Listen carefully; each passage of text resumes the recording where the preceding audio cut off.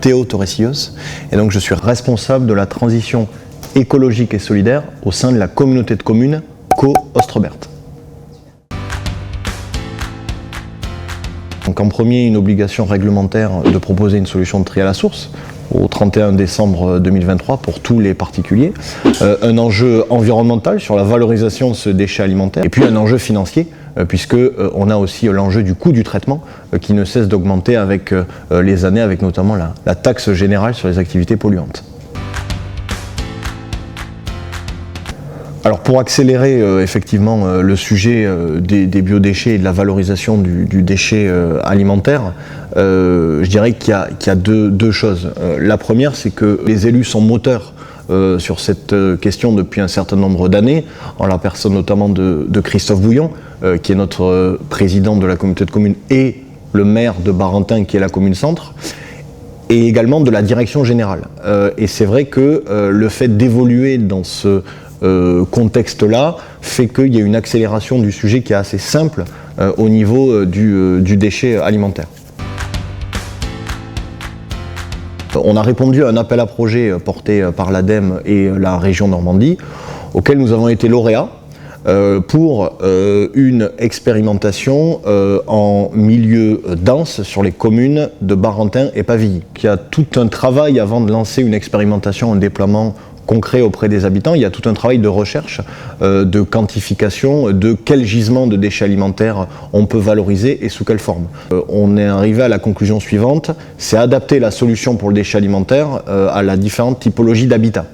Le déchet alimentaire ne peut pas être géré de la même manière sur un pavillon ou sur un immeuble, ne peut pas être géré de la même manière entre des densités différentes au niveau des villes.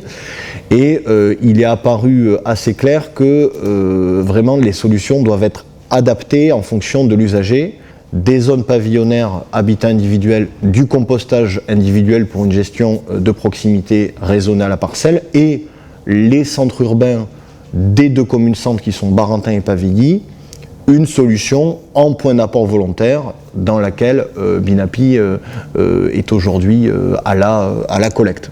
Et ensuite, une mise en route entre guillemets préopérationnelle, donc préparer les futures collectes avec Binapi, avoir les détails techniques par rapport au lieu d'implantation des points d'apport volontaires. Et l'idée de tout ça, c'est que cette expérimentation s'est faite en concertation, entre guillemets, notamment avec les bailleurs sociaux, puisque ces points d'apport volontaires sont au pied d'immeubles des logements sociaux.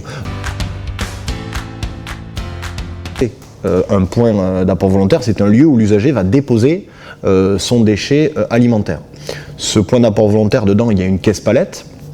L'usager ouvre ce point d'apport volontaire avec notre carte de déchetterie qui permet l'ouverture de ce PAV pour minimiser les erreurs de tri. À l'aide d'un bioseau, donc un petit seau d'une dizaine de litres que la communauté de communes a fourni aux usagers, l'usager vide son déchet alimentaire qu'il a laissé dans sa cuisine et repart chez lui. Ce point d'apport volontaire a la particularité d'avoir une pesée embarquée. Donc nous, collectivités, nous pouvons suivre quasiment en direct la production de déchets alimentaires déposés par l'usager, et ça permet aussi par rapport à Binapi, qui est le collecteur de cette expérimentation, de l'alerter et surtout de moduler la fréquence de collecte. Le maître mot, c'est adaptabilité et mesurabilité de la quantité. Alors, les habitants ont favorablement accueilli cette expérimentation, et pour une raison assez simple, entre guillemets, on ne les a pas pris au dépourvu. Des réunions publiques, des flyers, des courriers, un affichage au sein de chaque immeuble. Le premier dépôt sur le point d'apport volontaire, sur nos 3 points d'apport volontaire, était le 6 décembre 2022. C'est déjà près de 700 kilos qui ont été valorisés et plus de 400 fois les usagers sont venus déposer sur le point d'apport volontaire. Sur notre collaboration avec Binapi depuis maintenant quelques mois, en tant que collectivité, c'est vrai que c'est très satisfaisant. sur 3 points. Le premier point, c'est vraiment cette souplesse et cette capacité de Binapi à s'adapter à ce que demande la collectivité en termes de modulation et de fréquence de collecte, puisque moi je demande à Binapi d'intervenir en fonction des quantités que j'ai au niveau du PAV pour pouvoir optimiser au maximum cette collecte. Donc communication aussi, puisque j'échange au quotidien avec Binapi sur le déroulé opérationnel de cette expérimentation. Et puis le troisième point, c'est adaptation encore une fois et capacité à grandir sur la question des déchets alimentaires comme la collectivité.